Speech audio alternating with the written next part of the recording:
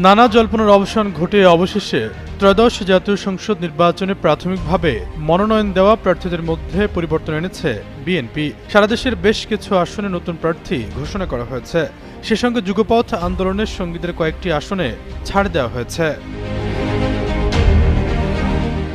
জানা গেছে এ পর্যন্ত অন্তত 15টি আসনে প্রার্থিতায় রদবদল এনেছে বিএনপি।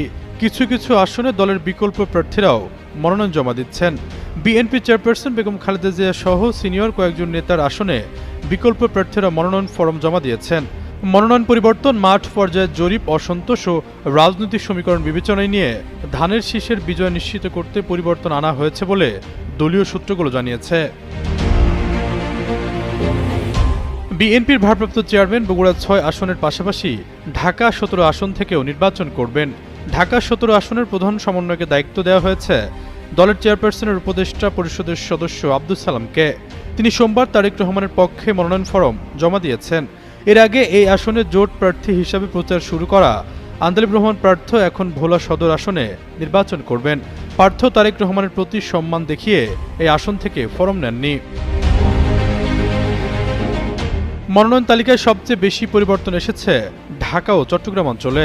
ঢাকা 12 আসনটি বিএনপির ঘোষিত প্রার্থী সাইফুল ইসলাম নীরবের পরিবর্তে যুগপথ আন্দোলনের মিত্র বিপ্লবী ওয়ার্কার্স পার্টির সাধারণ সম্পাদক সাইফুল হকের জন্য ছেড়ে দেওয়া হয়েছে। তিনি কোদাল প্রতীকে নির্বাচন করবেন। নারায়ণগঞ্জ 5 আসনে ব্যবসায়ী মোহাম্মদ মাসুদুজ্জামানের ভোটের অনীহার পর সেখানে বিএনপির সাবেক মহানগর সভাপতি আবুল কালামকে মনোনয়ন দেওয়া হয়েছে। চট্টগ্রামে একাধিক আসনে নাটকীয় পরিবর্তন এসেছে। চট্টগ্রাম 6 আসনে ভাইস চেয়ারম্যান গিয়াসউদ্দিন কাদের চৌধুরীর পরিবর্তে গোলাম আকবর খন্দকারকে মনোনয়ন দেওয়া হয়েছে।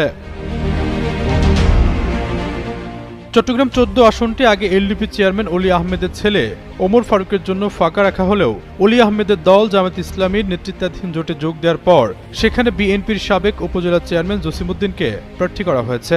চট্টগ্রাম 4 আসনে কাজী সালাউদ্দিনের পরিবর্তে চেয়ারপারসনের উপদেষ্টা আসলাম চৌধুরীকে মনোনয়ন দেওয়া হয়েছে। আর চট্টগ্রাম 11 থেকে সরিয়ে দলের স্থায়ী কমিটির সদস্য আমির খসরু মাহমুদ চৌধুরীকে চট্টগ্রাম 10 আসনে প্রার্থী করা হয়েছে। চট্টগ্রাম 11 আসনে মনোনয়ন পেয়েছেন প্রয়াত ভাইস চেয়ারম্যান আবদুল্লাহ আল নোমানের ছেলে সাইদ আল নোমান।